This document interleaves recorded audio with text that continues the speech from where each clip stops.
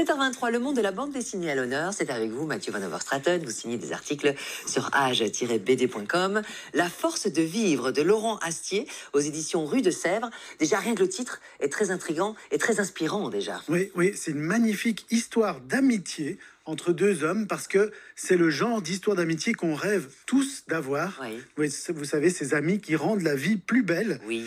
Et c'est une BD poignante parce que c'est un récit autobiographique que le dessinateur et scénariste Laurent Astier portait en lui depuis très longtemps.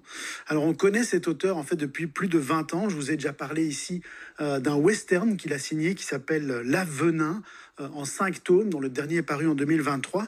Mais ici, il nous livre un album beaucoup plus intime, avec beaucoup de sincérité, beaucoup d'émotion.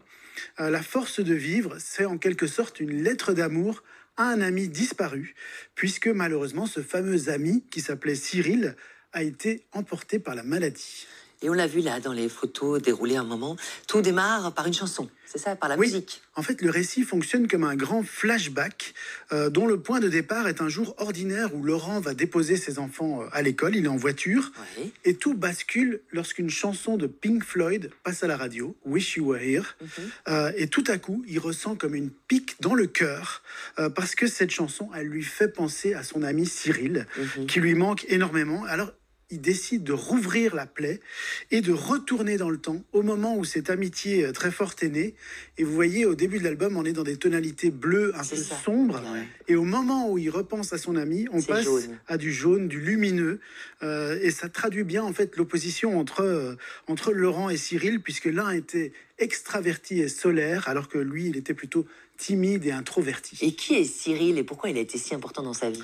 Mais donc au moment où les deux amis se rencontrent, Laurent a 20 ans, il vient de finir ses études, il s'est installé avec deux amis dans un petit studio où ils ont créé leur propre bureau graphique, et à peine installés, ils font la connaissance de Cyril, voilà le fameux Cyril, qui est leur nouveau voisin. Alors a priori tous les opposent, mais il y a une alchimie immédiate et évidente entre Laurent et Cyril. Alors Cyril, c'est un énorme gars, c'est vraiment une force de la nature, mais c'est un être lumineux, joyeux, et donc il va avoir un impact énorme en fait sur la vie de Laurent. Dessin, moto, musique, ils partagent plein de passions en commun.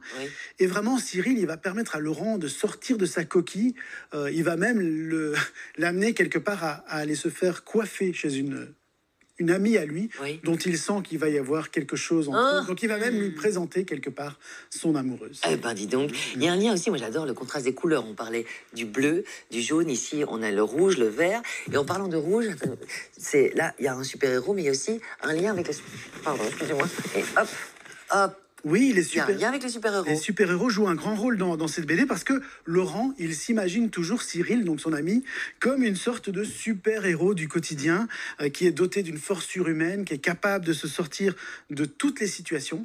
Et pourtant, un jour, tout à coup, la maladie va venir tout fracasser, puisque après avoir magnifiquement raconté le super pouvoir de l'amitié, Laurent Astier va montrer comment un géant comme Cyril peut vaciller du jour au lendemain. Et du coup, c'est Laurent, quelque part, qui doit reprendre le rôle de super-héros pour venir aider son ami. Qu'est-ce qui vous a plu dans cet album? Ça a l'air... c'est réussi, non? Ah oui, c'est très beau. Et surtout, c'est un album dans lequel l'auteur se met vraiment à nu. Vraiment, il met ses sentiments sur la table.